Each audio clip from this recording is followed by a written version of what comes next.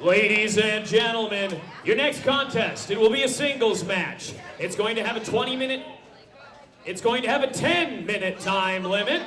It will be decided by one fall. One fall! And your referee for this contest will be Jesse Johnson.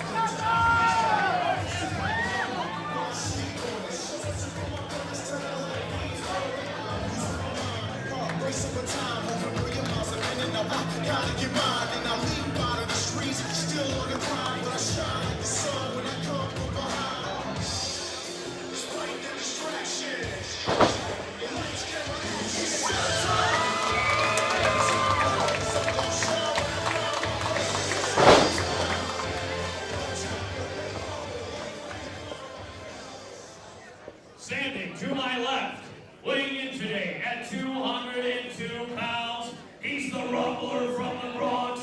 Ladies and gentlemen, Craven Knyte! Nobody here better than me.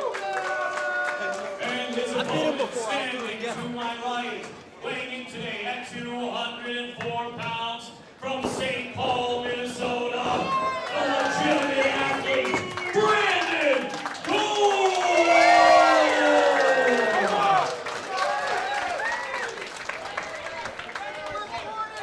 All right, ladies and gentlemen, this should be a classic between two of the great young lions in this business. The veteran Craven Knyte out of the Bronx, New York, the streets of the Bronx, and he came to the state of Minnesota specifically to train to become a professional wrestler, and what a wrestler he is. The man that Jim Brunzell, of all people, called the real blue chipper on the SDW roster, the extreme assassin Craven Knyte. His opponent this evening, a recent graduate with honors from Ken Anderson's Pro Wrestling Academy right here in the state of Minnesota, Branden, Gore, and Ken. This one is going to be absolutely off the charts. It should be a great match, just like we talked about. You can tell the schooling they had. As soon as the bell rang, they both went at one another. And I'm trying to think, Mick, the last time you and I were together when there was a mention of graduating with honors. I don't think that ever happened where you and I were being talked about. No, actually, it certainly didn't at all. I mean, let alone the honors. I mean, graduating was tough enough, Ken. That was a tough sell, as they say in the business. Now, on the other hand, I heard from a reliable source that you graduated magna cum laude from Harvard Law. Is there? I can't even say it. I couldn't even get through the spot, Ken. It was a really nice try, but you botched it. I did. I couldn't. And all I could say is, your source was about as reliable as a golden idol. I don't know who your source was, but that should put it in perspective. That answered that, no question. No doubt about it. The Extreme Assassin, Craven Knyte. And again, you know, you watch Craven in the ring, and here's another guy who has all the technical tools in the world. From a scientific wrestling standpoint, this guy can come at you from all angles, top, below, sideways, doesn't matter. Of late, in the past month or so, he has kind of reverted more to the Extreme Assassin nickname that he has. He developed a real attitude, as you can see, kind of smash mouth in the ring, and Gore is the recipient. Well, I think that's one of the things that Jim Brunzell saw, that he has the scientific, all the technical training, but if you want to go toe-to-toe and throw the rule book out the window, he's right there with you. Branden Gore, on the other hand, as I said, oh! Look at the elevation. He really got up there. Look at the elevation. Craven Knyte. That's something you don't see from a Ken Anderson graduate or the school at the academy. He kind of took some time and tried to pose to the crowd. Well, you certainly don't do that. You know, the bottom line in wrestling is get the job done. And so far, Craven is doing just that. Branden Gore, just a great young kid. You know, you talk to him outside the ring, he's very humble. He knows that he's got a lot to learn in this business. He's like a sponge.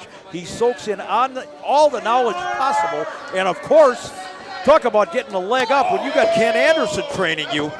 That's half the battle right there. Well, you know, we see it from both of these guys being back in the locker room.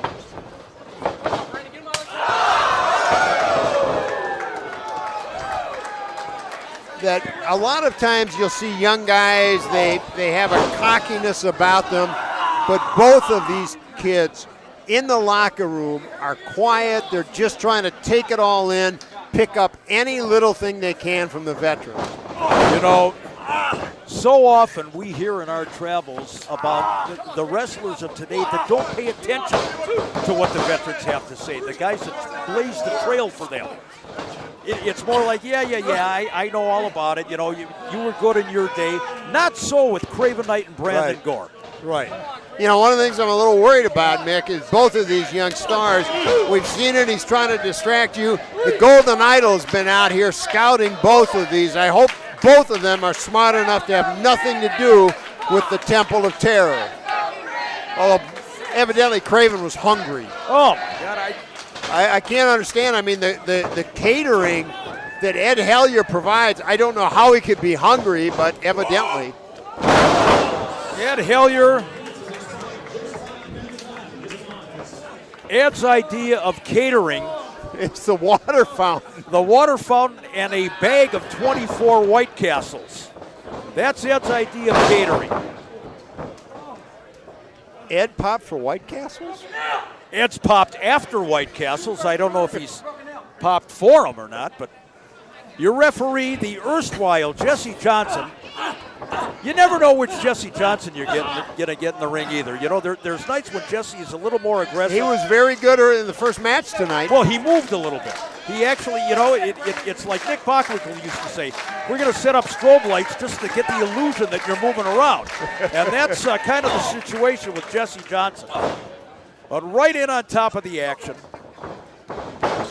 Watch this now. Big elbow, reverse elbow by Branden Gore and a clothesline. This is really the first time we've seen some sustained offense from Gore. Look at this now. Hung him up there. Watch Branden Gore now. No! Big shoulder tackle. Count of 1, 2. Oh, not quite 3. Not quite 3. Very close. Jesse seemed a little slow on that count. You're kidding. Just my observation. You are kidding. Got to call him as we see him.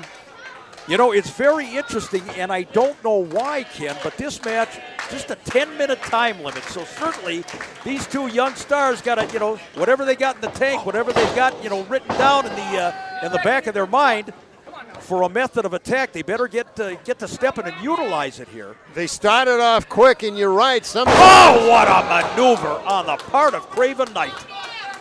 A neck breaker.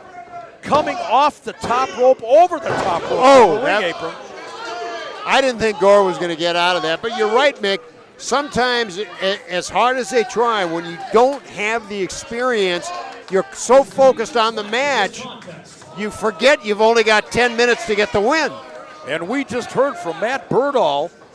I believe Matt said there was 3 minutes remaining in this matchup. So certainly now, again, you look at Craven Knyte, who's methodical to a fault in that ring.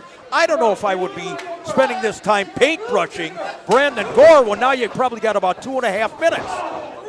As I said, sometimes, you can't see the forest when you're already in the trees. Wait a minute. Watch this now. Human chest once again. Rolls him up. Gore. Oh, what a over. What a maneuver on the part of Branden Gore. Craven able to kick out. Surprisingly so. Landed right on the back of his head. I don't know about the cadence of referee Jesse Johnson on that call. You got to be consistent if you're a referee. That cadence has to stay the same all the time. You can't let, whatever is going on in the ring in terms of who you would prefer to see win the match if a guy's giving you heat. Well, Jesse is, I take issue. Jesse is very consistent. He is consistently inconsistent. Bingo. Watch this now. Craven Knyte sets Gore up. Oh, caught him. Kicked him right almost in the throat that time. Oh, that spinning kick caught him right in the ear. He's got to get him. Nope, Gore to the outside, and now time's a wasting here, Tim. Well, it's a smart move by Gore, Although maybe instinctively. He was in trouble, and he knows that time is ticking down, so you'd much rather have a draw than a defeat on your record. Craven Knyte follows him to the outside of the ring again, ladies and gentlemen. Craven Knyte, Branden Gore, 10-minute time limit. Waiting for Craven has got to be smart. Forget the crowd. He's got to get Gore back in the ring.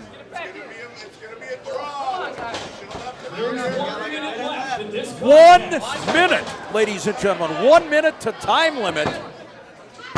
Count of 2. Oh, my gosh. I think that was a mistake on Craven, just rolling him in, hearing the time, and just trying to go for the cover instead of he had the opportunity to inflict a little bit more damage before going for the pin. Well, it's a catch-22, kid. You inflict the more damage or do you go for the pin with time running out? So very interesting strategies here in the closing seconds of this one. Forearm shot right to the side of the jaw.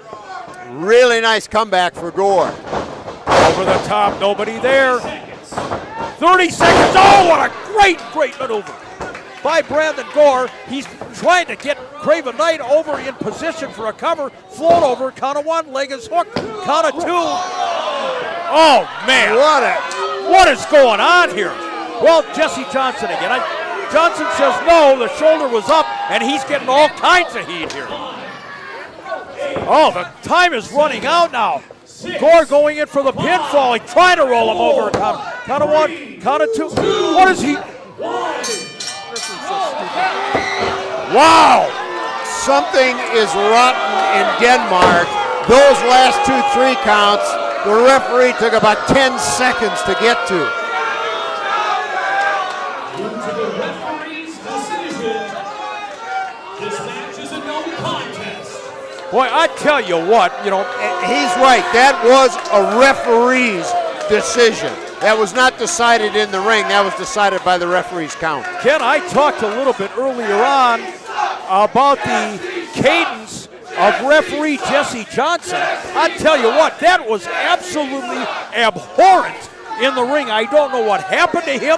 I don't know if he lost focus, if he's got money invested on one man or the other, but I tell you what, this match is certainly in dispute. I'll tell you that.